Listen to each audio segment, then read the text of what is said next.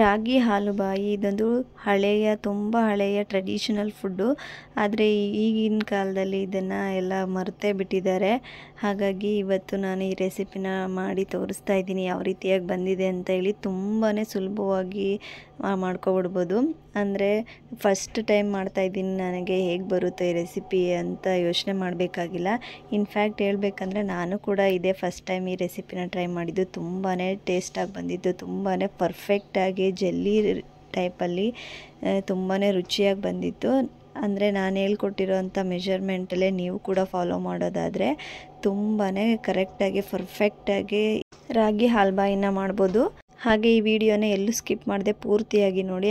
ಮತ್ತು ಈ ವಿಡಿಯೋ ನಿಮಗೆ ಇಷ್ಟ ಆದರೆ ಲೈಕ್ ಮಾಡೋದನ್ನು ಮರಿಬೇಡಿ. ಬನ್ನಿ ಹಾಗಾದರೆ ಈ ವಿಡಿಯೋನ ಶುರು ಮಾಡೋಣ. ಈ ರಾಗಿ ಹಾಲ್ಬಾಯಿನ ಮಾಡೋದಕ್ಕೆ ಒಂದೇ ಒಂದು ಕಪ್ನಷ್ಟು ರಾಗಿ ಇದ್ದರೆ ಸಾಕಾಗುತ್ತೆ. ತುಂಬಾ ಈಸಿ, ಜಾಸ್ತಿ ಇಂಗ್ರೀಡಿಯೆಂಟ್ಸ್ ಎಲ್ಲ ಏನು ಬೇಕಾಗೋದೇ ಇಲ್ಲ ಈ ರಾಗಿ ಹಾಲ್ಬಾಯಿನ ಮಾಡೋದಕ್ಕೆ. ಇನ್ನು ಮನೆಯಲ್ಲೇ ರಾಗಿ ಇದ್ದರೆ ಅದನ್ನೇ ಯೂಸ್ ಮಾಡ್ಬೋದು. ಇಲ್ಲ ಅಂತ ಹೇಳಿದ್ರೆ ಈ ಥರ ಎಲ್ಲ ಅಂಗಡಿಗಳಲ್ಲೂ ಕೂಡ ಒಂದೊಂದು ಪಾಕೆಟ್ದು ರಾಗಿ ಪಾಕೆಟ್ ಸಿಗುತ್ತೆ, ಅದನ್ನು ಕೂಡ ತೊಗೋಬೋದು. ನಾನಿಲ್ಲಿ 1 ಗ್ಲಾಸಷ್ಟು ನೋಡ್ತಾ ಇರ್ಬೋದು ನೀವು, ಆ ಲೋಟದ ಅಳತೆಯಲ್ಲಿ 1 ಲೋಟದಷ್ಟು ರಾಗಿನ ತಗೊಂಡಿದ್ದೀನಿ. 1 ಲೋಟ ತೊಗೊಂಡ್ರೆ ಸಾಕಾಗುತ್ತೆ. ತುಂಬಾ ಹಲ್ವಾ ಆಗುತ್ತೆ. ಅದರಲ್ಲಿ ಫಸ್ಟ್ ಟೈಮ್ ಮಾಡೋದಾದರೆ ಸ್ವಲ್ಪನೇ ಮಾಡಿಕೊಂಡು ಟ್ರೈ ಮಾಡಿ ನೋಡಿ, ತುಂಬ ಚೆನ್ನಾಗಿ ಬರುತ್ತೆ. ಮತ್ತೆ ಬೇಕಂದರೆ ಇನ್ನೊಂದು ಸತಿ ಮಾಡ್ಕೋಬೋದು. ಅದಕ್ಕೋಸ್ಕರ ನಾನು ಇಲ್ಲಿ 1 ಗ್ಲಾಸಷ್ಟು ರಾಗಿನ ತೊಗೊಂಡಿದ್ದೀನಿ. ರಾಗಿ ತೊಗೊಂಡಿದ್ದಾದಮೇಲೆ ಅದನ್ನು ನೀಟಾಗೆ ವಾಶ್ ಮಾಡ್ಕೋಬೇಕಾಗುತ್ತೆ. ಒಂದು 5ರಿಂದ 6 ಸರಿನಾದರೂ ನೀಟಾಗಿ ವಾಶ್ ಮಾಡ್ಕೋಬೇಕಾಗುತ್ತೆ. ಈ ಅಂಗಡಿಯಿಂದ ತೊಗೊಂಡಿರೋ ಪಾಕೆಟ್ ರಾಗಿ ಏನಿದೆ ಅದರಲ್ಲಿ ಜಾಸ್ತಿ ಗಲೀಜೆಲ್ಲ ಏನೂ ಇರೋದಿಲ್ಲ. ಒಂದು 4ರಿಂದ 5 ಸಲ ತೊಳ್ಕೊಂಡ್ರೆ ಸಾಕಾಗುತ್ತೆ. ಮನೆ ರಾಗಿಲಿ ಜಾಸ್ತಿನೇ ಗಲೀಜಿರುತ್ತೆ. ಒಟ್ಟಿನಲ್ಲಿ ನೀರು ಹಾಕಿಟ್ಟಾಗ ಮೇಲೆ ಒಟ್ಟು ಆ ಥರ ಏನೂ ಬರಬಾರ್ದು. ಆ ರೀತಿಯಾಗಿ ನೀಟಾಗಿ ವಾಶ್ ಮಾಡಿಕೊಂಡ್ರೆ ಸರಿ ಹೋಗುತ್ತೆ. ನಾನು ಕೂಡ ಇಲ್ಲಿ ಒಂದು 5ರಿಂದ 6 ಸರಿ ವಾಶ್ ಮಾಡ್ಕೊಂಡು ಬಂದಿದ್ದೀನಿ. ನೋಡ್ತಾ ಇರ್ಬೋದು, ಸ್ವಲ್ಪನೂ ಒಟ್ಟು ಆ ಥರ ಗಲೀಜೆಲ್ಲ ಏನೂ ಇಲ್ಲ, ಮಣ್ಣು ಅದೆಲ್ಲ. ವಾಶ್ ಮಾಡ್ಕೊಂಡಿದ್ದಾದಮೇಲೆ ಅದು ಮುಳುಗುವಷ್ಟು ರಾಗಿ ಮುಳುಗುವಷ್ಟು ನೀರನ್ನ ಹಾಕಿ ಇಡ್ತಾಯಿದ್ದೀನಿ.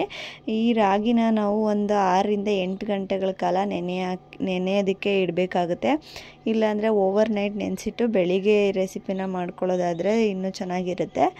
ನಾನು ಕೂಡ ರಾತ್ರಿನೇ ನೆನೆಯೋಕ್ಕೆ ಇಡ್ತಾಯಿದ್ದೀನಿ, ಬೆಳಿಗ್ಗೆ ಮಾಡೋಣ ಅಂತ ಹೇಳಿ. ಏನಂದರೆ ರಾಗಿ ತುಂಬ ಹೊತ್ತು, ಜಾಸ್ತಿ ಹೊತ್ತು ನೆನೆದಷ್ಟು ಅದರಿಂದ ಹಾಲು ಚೆನ್ನಾಗಿ ಬರುತ್ತೆ, ರಾಗಿ ಹಾಲು. ಅದಕ್ಕೋಸ್ಕರ ಒಂದು 8 ಗಂಟೆ ಮೇಲೆ ನೆನೆಸಿಟ್ಕೊಂಡ್ರೆ ತುಂಬಾ ಚೆನ್ನಾಗಿರುತ್ತೆ. ಇದು ಬೆಳಿಗ್ಗೆ ನಾನು ನೈಟೇ ನೆನೆಸಿಟ್ಟಿದ್ದೆ. ಇವಾಗ ಬಂದು ಬೆಳಿಗ್ಗೆ ಒಂದು 11-11:30 ಟೈಮು. ಇವಾಗ ನಾನು ಮಾಡ್ಕೊತಾ ಇದ್ದೀನಿ. ತುಂಬಾ ಚೆನ್ನಾಗಿ ನೆಂದಿತ್ತು. ಅದನ್ನು ಕೂಡ ಒಂದು ಸರಿ ತೊಳ್ಕೊಂಡು ಈಗ ಮಿಕ್ಸಿ ಜಾರ್ಗೆ ಹಾಕ್ಕೊತಾ ಇದ್ದೀನಿ. ಮಿಕ್ಸಿ ಜಾರ್ಗೆ ಹಾಕೊಳ್ಳುವಾಗೂ ಕೂಡ ಕೆಳಗಡೆ ಜಾಲಿಸ್ಕೊಂಡಂಗೆ ತೊಗೋಬೇಕಾಗುತ್ತೆ. ಏನಾದರೂ ಕಲ್ಲು ಮಣ್ಣು ಆ ಥರ ಇದ್ದರೆ ನೀರಲ್ಲೇ ಸೇರ್ಕೊಳ್ಳೋ ರೀತಿಯಲ್ಲಿ ಮೇಲ್ಮೇಲೆ ತೊಗೊಂಡು ಮಿಕ್ಸಿ ಜಾರ್ಗೆ ಹಾಕ್ಕೋಬೇಕಾಗುತ್ತೆ. ಮತ್ತು ನಾನಿಲ್ಲಿ ರುಬ್ಬೋದಕ್ಕೆ ನೀರು ಎಷ್ಟು ಬೇಕಾಗುತ್ತೆ ಅಷ್ಟು ಸ್ವಲ್ಪನೇ ನೋಡಿಕೊಂಡು ನೀರನ್ನ ಹಾಕಿ ಚೆನ್ನಾಗಿ ನೈಸ್ಗೆ ರುಬ್ಕೊಂಡು ಬರ್ತೀನಿ. ಈಗ ನೋಡ್ತಾ ಇರ್ಬೋದು, ಈಗ ರುಬ್ಕೊಂಡು ಬಂದಾಗಿದೆ. ಈಗ ರುಬ್ಕೊಂಡು ಬಂದಾಗಿದ್ಮೇಲೆ ಈ ಥರ ತೆಳುವಾಗಿರೋ ಬಟ್ಟೆಯಿಂದ ಸೋಸ್ಕೋಬೇಕಾಗುತ್ತೆ. ಬರೀ ಜಾಡ್ರಿಯಿಂದ ಸೋಸ್ಕೊಂಡ್ರೆ ಅದು ಚೆನ್ನಾಗಿ ಬರಲ್ಲ. ರಾಗಿದು ತರಿ ಏನಿರುತ್ತೆ ಅದೆಲ್ಲ ಬಂದುಬಿಡುತ್ತೆ. ಹಾಗಾಗಿ ಬಟ್ಟೆಯಿಂದ ಸೋಸ್ಕೊಂಡ್ರೆ ತುಂಬಾ ನೀಟಾಗಿರೋ ಹಾಲು ಸಿಗುತ್ತೆ. ನಾನು ಕೂಡ ಅಷ್ಟು ತೆಳುವಾಗಿರೋ ಬಟ್ಟೆ ಇರಲಿಲ್ಲ ಮನೆಯಲ್ಲಿ. ಹಾಗಾಗಿ ನನ್ನದೇ ವೇಲ್ ಏನಿತ್ತು ಅದನ್ನು ಯೂಸ್ ಮಾಡಿಕೊಂಡು ಸೋಸ್ಕೊತಾ ಇದ್ದೀನಿ. ಮತ್ತು ರಾಗಿ ಹಾಲನ್ನ ತೆಗಿವಾಗ ಈ ಥರ ಒಳಗಡೆ ಇರೋವಂಥದ್ದೆಲ್ಲ ಈ ಥರ ಪ್ರೆಸ್ ಮಾಡಿ ತೆಕ್ಕೋಬೇಕಾಗುತ್ತೆ. ಇಲ್ಲಾಂದರೆ ರಾಗಿದು ಏನಿರುತ್ತೆ ಅದೆಲ್ಲ ಒಳಗಡೆನೇ ಉಳ್ಕೊಬಿಡುತ್ತೆ. ಹಾಗಾಗಿ ಈ ಥರ ಒಳಗಡೆ ಇರೋವಂಥದ್ದನ್ನೆಲ್ಲ ಪದೇ ಈ ಥರ ಪ್ರೆಸ್ ಮಾಡ್ಕೊಂಡು ಚೆನ್ನಾಗಿ ಹಿಂಡಿ ರಾಗಿ ಹಾಲನ್ನ ತೆಕ್ಕೋಬೇಕಾಗುತ್ತೆ. ಈ ರೆಸಿಪಿ ಮಾಡುವಾಗ ಈ ರಾಗಿ ಹಾಲನ್ನ ತೆಗೆಯೋದೇ ಸ್ವಲ್ಪ ಕಷ್ಟವಾಗಿರೋ ಕೆಲಸ. ಅದು ಬಿಟ್ಟರೆ ಮಿಕ್ಕಿದೆಲ್ಲ ಈಸಿನೇ, ಬೇಗನೆ ಆಗೋಗ್ಬಿಡುತ್ತೆ. ಅಂದರೆ ಈ ಕೆಲಸ ಏನು ಅಷ್ಟೊಂದು ಕಷ್ಟ ಅಂತಲ್ಲ. ಆದಷ್ಟು ತೆಳುವಾಗಿರೋ ಬಟ್ಟೆ ಇದ್ದರೆ ತುಂಬ ಬೇಗನೆ ಆಗುತ್ತೆ ಈ ಕೆಲಸ ಕೂಡ. ಸೋಸ್ಕೊಳ್ಳೋದು ಸ್ವಲ್ಪ ಟೈಮ್ ಹಿಡಿಯುತ್ತೆ ಅಷ್ಟೇ. ಈಗ ಇನ್ನೊಂದು ಸರಿ ಅದರಲ್ಲಿ ಬಂದಿರೋಂಥ ತರಿನೆಲ್ಲ ಮತ್ತೆ ಇನ್ನೊಂದು ಸರಿ ಮಿಕ್ಸಿ ಜಾರಿಗೆ ಹಾಕ್ಕೊಂಡು 1 ಗ್ಲಾಸ್ ನೀರನ್ನ ಹಾಕ್ಕೊಂಡು ಮತ್ತೆ ಒಂದು ಸರಿ ನೀಟಾಗಿ ರುಬ್ಕೊತಾ ಇದ್ದೀನಿ ನೈಸಿಗೆ. ಒಂದೇ ಸರಿಗೆ ಪೂರ್ತಿಯಾಗಿ ಹಾಲೆಲ್ಲ ಬರೋದಿಲ್ಲ. ಹಾಗಾಗಿ ಎರಡನೇ ಸರಿ ಕೂಡ ರುಬ್ಕೊಂಡು ಹಾಕ್ಕೊಂಡ್ರೆ ಅದರಲ್ಲಿ ರಾಗಿಯಲ್ಲಿರೋ ಅಂಥ ಹಾಲೆಲ್ಲ ಪೂರ್ತಿಯಾಗಿ ಸೋಸ್ಕೋಬೋದು ನಾವು. ಹಾಗಾಗಿ ಇನ್ನೊಂದು ಸಲ ಕೂಡ ರುಬ್ಕೊಂಡು ಅದೇ ರೀತಿಯಾಗಿ ಬಟ್ಟೆಯಿಂದನೇ ಸೋಸ್ಕೊತಾ ಇದ್ದೀನಿ.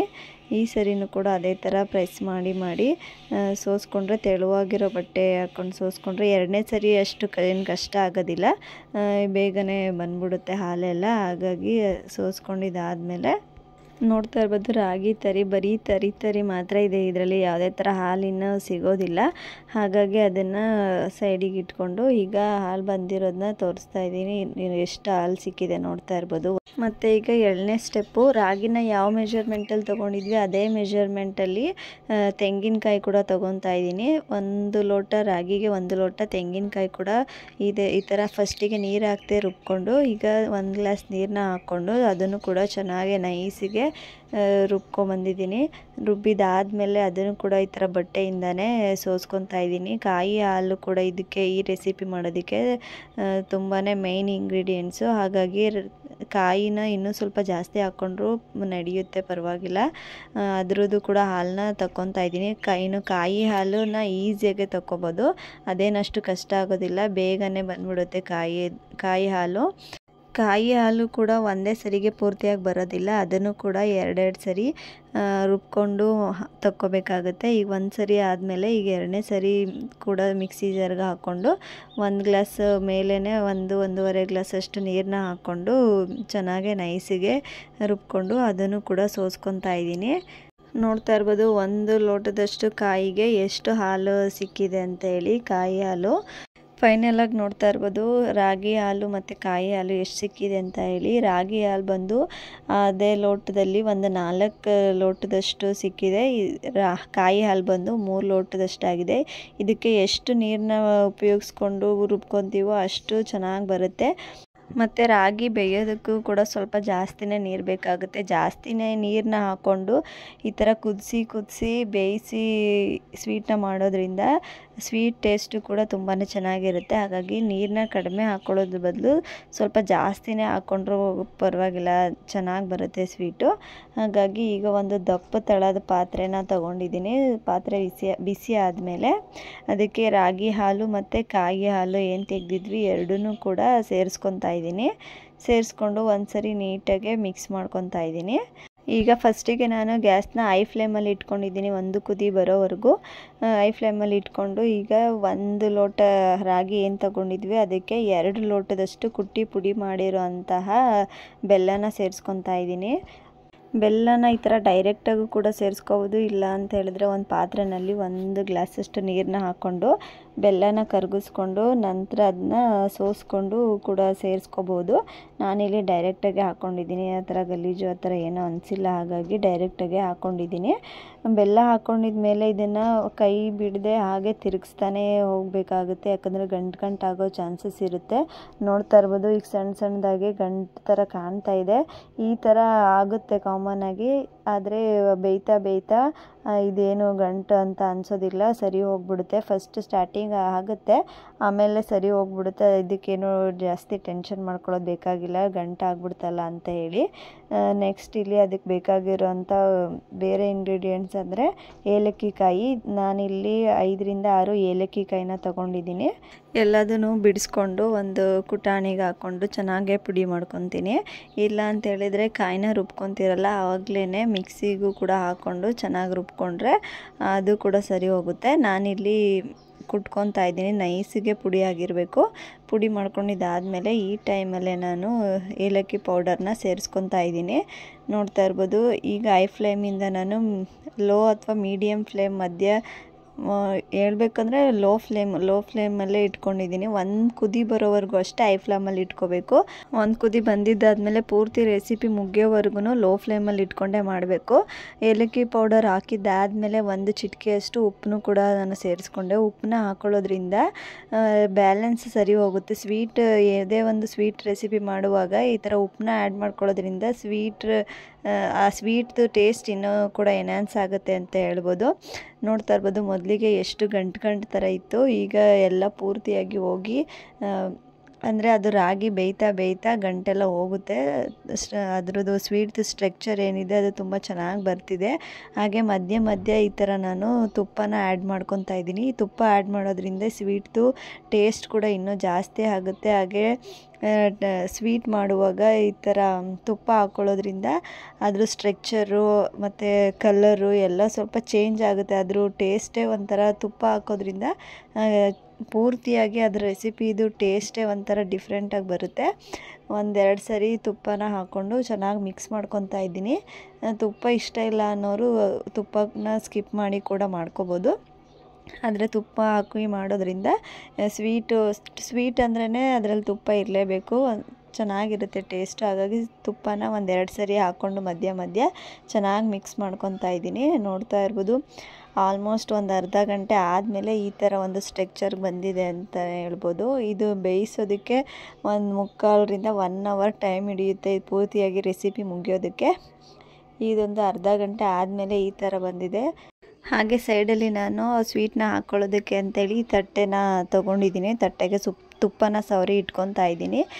ತಟ್ಟೆ ಇಲ್ಲ ಅಂತ ಹೇಳಿದ್ರೆ ನಿಮ್ಮ ಮನೆಯಲ್ಲಿ ಈ ಥರ ಸ್ವೀಟ್ ಮಾಡೋ ಮೋಲ್ಡ್ಗಳ ಥರ ಏನಾದರೂ ಇತ್ತು ಅಂದರೆ ಅದನ್ನು ಯೂಸ್ ಮಾಡ್ಬೋದು.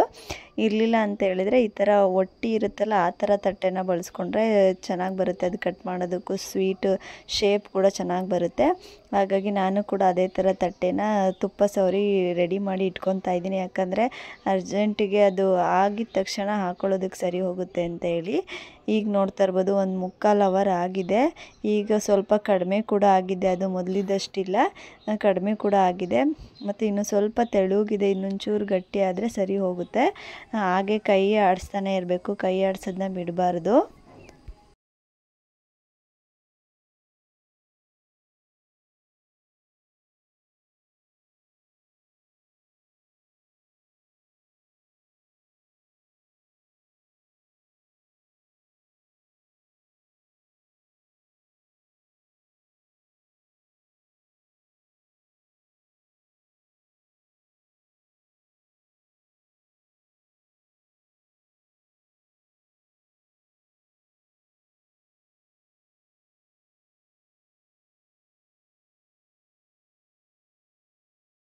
ಈಗ ನೋಡ್ತಾ ಇರ್ಬೋದು ಆಲ್ಮೋಸ್ಟ್ 50ರಿಂದ 55 ನಿಮಿಷ ಆದಮೇಲೆ ಈ ಥರ ಸ್ಟ್ರಕ್ಚರ್ ಬಂದಿದೆ. ಈ ಥರ ನಾವು ಸೌಟಿಂದ ಎತ್ತು ಬಿಟ್ಟಾಗ ಅದು ಚಾಕ್ಲೇಟ್ ಈ ಥರ ಕುತ್ಕೋಬೇಕು. ಅದು ಏನಿರುತ್ತೆ ಅದಕ್ಕೆ ಸೇರ್ಕೋಬಾರ್ದು. ಅದೇ ಸಪ್ರೇಟಾಗಿ ಈ ಥರ ಚಾಕ್ಲೇಟ್ ಥರ ಕುತ್ಕೊಂಡ್ರೆ ಅದು ರೆಡಿಯಾಗಿದೆ ಅಂತ ಹೇಳಿ. ನೋಡ್ತಾ ಇರ್ಬೋದು ಅದು ನಾವು ಬಿಟ್ಟಾಗ ಅದು ಮಿಕ್ಸ್ ಆಗ್ತಾಯಿಲ್ಲ ಬೇರೆದ್ರ ಜೊತೆಗೆ ಬೇಗನೆ, ಹಾಗೆ ಸ್ವಲ್ಪ ಹೊತ್ತು ಹಾಗೆ ಕುತ್ಕೊತಾ ಇದೆ. ಈ ಒಂದು ಸ್ಟ್ರಕ್ಚರಲ್ಲಿ ಮತ್ತು ಈ ಥರ ಬಿಟ್ಟಾಗ ಮೇಲಿಂದ ಅದು ಸ್ವಲ್ಪ ಕಟ್ ಆಗಿ ಬರಬೇಕು. ಈ ಥರ ಒಂದು ಹದ ಬರೋವರೆಗೂ ಅದನ್ನು ಇದೇ ಥರ ಮಿಕ್ಸ್ ಮಾಡ್ಕೊತಾ ಬೇಯಿಸ್ಕೊತಾ ಬಂದರೆ ಈಗ ರೆಡಿ ಆಗುತ್ತೆ. ಇದು ಕೂಡ ಆಲ್ಮೋಸ್ಟ್ ರೆಡಿ ಆಗಿದೆ. ಈಗ ಇದು ಬಿಸಿ ಇರುವಾಗಲೇ ಇದನ್ನು ನಾವು ತುಪ್ಪ ಸವರಿರುವಂಥ ತಟ್ಟೆಗೆ ಹಾಕೊಂಡ್ಬಿಡ್ಬೇಕು. ಯಾಕಂದರೆ ತಣ್ಣಗಾದ್ಮೇಲೆ ಅದು ಬರೋದಿಲ್ಲ, ಸೆಟ್ ಆಗಿಬಿಡುತ್ತೆ. ಹಾಗಾಗಿ ಬಿಸಿ ಇದ್ದಾಗಲೇ ತಟ್ಟೆಗೆ ಹಾಕಿ ಅದನ್ನು ಒಂದ್ಸರಿ ಈ ಥರ ನೀಟಾಗಿ ಟ್ಯಾಪ್ ಮಾಡ್ಕೋಬೇಕು. ಗುಳ್ಳೆ ಇದ್ದರೆ ಏನಾದರೂ ಅಂತ ಹೇಳಿ ಅದನ್ನು ಈ ಥರ ಟ್ಯಾಪ್ ಮಾಡಿ ಅದನ್ನು ಒಂದು 2 ಅವರ್ಸ್ ನಾನು ಹಾಗೆ ಬಿಟ್ಟಿದ್ದೆ. ಇನ್ನೂ ಸ್ವಲ್ಪ ಉಳಿದಿರೋದನ್ನು ಕೂಡ ನಾನು ಇನ್ನೊಂದು ತಟ್ಟೆನಲ್ಲೇ ಹಾಕಿ ಎರಡನ್ನೂ ಕೂಡ ತಣ್ಣಗಾಗೋದಕ್ಕೆ ಬಿಟ್ಟಿದ್ದೆ. ಈಗ ನೋಡ್ತಾ ಇರ್ಬೋದು ಆಲ್ಮೋಸ್ಟ್ 2 ಅವರ್ಸ್ ಆದಮೇಲೆ ನೋಡ್ತಾ ಇರ್ಬೋದು ಎಲ್ಲ ನೀಟಾಗಿ ಸೆಟ್ ಆಗಿದೆ. ಎಷ್ಟು ಚೆನ್ನಾಗಿ ತಟ್ಟೆ ಪ್ಲೇಟಿಂದ ಬಿಟ್ಟು ಬರ್ತಾ ಇದೆ ಅಂತ. ಹಾಗೆ ಕಟ್ ಮಾಡ್ತಿದ್ರು ಕೂಡ ನೋಡ್ತಾ ಇರ್ಬೋದು ಚಾಕಿಗೆ ಯಾವುದೇ ಥರ ಅಂಟ್ಕೊಳ್ಳೋದು ಆ ಥರ ಏನೂ ಆಗ್ತಾ ಇರಲಿಲ್ಲ, ನೀಟಾಗಿ ಕಟ್ ಆಗ್ತಾಯಿತ್ತು. ಕಟ್ ಮಾಡಿಕೊಂಡು ಬೇರೆ ಪ್ಲೇಟ್ಗೆ ಸರ್ವ್ ಮಾಡ್ಕೊತಾ ಇದ್ದೀನಿ. ನೀವೇ ನೋಡ್ತಿರ್ಬೋದು ತುಂಬ ಅಂದರೆ ತುಂಬ ಎಷ್ಟು ಸಾಫ್ಟಾಗಿ ಜೆಲ್ಲಿ ಥರ ಎಷ್ಟು ಸಾಫ್ಟಾಗಿ ಮತ್ತು ಎಷ್ಟು ಶೈನಿಂಗಾಗಿ ಬಂದಿದೆ ಅಂತ ಹೇಳಿ. ನೀವು ಕೂಡ ಒಂದ್ಸಲಿ ಮನೇಲಿ ಟ್ರೈ ಮಾಡಿ ನೋಡಿ. ಡೆಫಿನೆಟ್ಲಿ ಎಲ್ರಿಗೂ ಕೂಡ ಈ ರೆಸಿಪಿ ಇಷ್ಟ ಆಗುತ್ತೆ, ಈ ಸ್ವೀಟು. ಹಾಗೆ ಈ ರೆಸಿಪಿನ ಮಾಡೋದಕ್ಕೆ ಜಾಸ್ತಿ ಯಾವುದೇ ಥರ ಇಂಗ್ರೀಡಿಯೆಂಟ್ಸ್ ಕೂಡ ಬೇಕಾಗೋದಿಲ್ಲ ಮತ್ತು ಆರೋಗ್ಯಕ್ಕೆ ಹಾನಿಕರ ಆಗುವಂಥ ಐಟಮ್ಸ್ ಯಾವುದೂ ಇರೋದಿಲ್ಲ. ಮಕ್ಕಳಿಗೆ ತುಂಬಾ ಹೆಲ್ತ್ ಬೆನಿಫಿಟ್ ಇದೆ ಈ ಥರ ರಾಗಿ ಕೊಡೋದ್ರಿಂದ. ಮತ್ತು ಈ ಮಳೆಗಾಲದಲ್ಲಂತೂ ಮಕ್ಕಳಿಗೆ ಇದು ಇಮ್ಯುನಿಟಿ ಬೂಸ್ಟರ್ ಥರನೇ ಹೆಲ್ಪ್ ಆಗುತ್ತೆ. ಹಾಗಾಗಿ ಮಕ್ಳುಗಳಿಗೊಂದ್ಸರಿ ಮಾಡಿಕೊಡಿ, ತುಂಬಾ ಇಷ್ಟಪಟ್ಟು ತಿಂತಾರೆ ಅಂತ ಹೇಳ್ತಾ ಈ ವಿಡಿಯೋ ನಿಮಗೆ ಇಷ್ಟ ಆಗಿದರೆ ಪ್ಲೀಸ್ ಲೈಕ್ ಮಾಡೋದನ್ನು ಮರಿಬೇಡಿ. ಹಾಗೆ ಯಾರಾದರೂ ಟ್ರೈ ಮಾಡಿದರೆ ಕಮೆಂಟ್ ಮಾಡಿ ತಿಳಿಸಿ ಹೇಗೆ ಬಂತು ಅಂತ ಹೇಳಿ. ಮತ್ತು ಇನ್ನು ಯಾರೆಲ್ಲ ನನ್ನ ಚಾನಲ್ನ ಸಬ್ಸ್ಕ್ರೈಬ್ ಮಾಡ್ಕೊಳ್ದೆ ವಿಡಿಯೋ ನೋಡ್ತಿದ್ರೆ ಪ್ಲೀಸ್ ಸಬ್ಸ್ಕ್ರೈಬ್ ಮಾಡ್ಕೊಂಡು ವಿಡಿಯೋ ನೋಡಿ. ಮತ್ತೆ ಸಿಗ್ತೀನಿ ಅಂತ ಹೇಳ್ತಾ ಹೇಳ್ತಾ ಸರ್ವೇ ಜನ ಸುಖಿನೋ